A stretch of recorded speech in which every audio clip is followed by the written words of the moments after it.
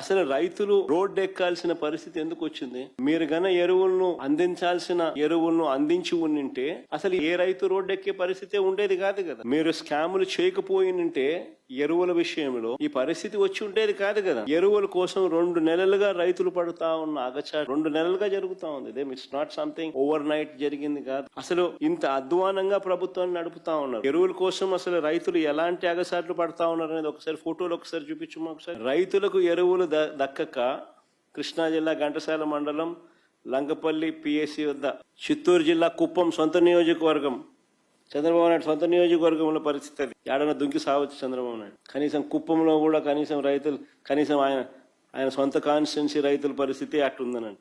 ఇది వ్యవసాయ శాఖ మంత్రి కాన్స్టిట్యున్సీ. శ్రీకాకుళం జిల్లా మంత్రి అచ్చెన్నాయుడు నియోజకవర్గం టెక్కలిలో పరిస్థితి అది. క్యూ లైన్లలో ఇద్దరు ఏదైనా బాయోగి ఏదైనా చూసుకొని దుంకుతే బెటర్.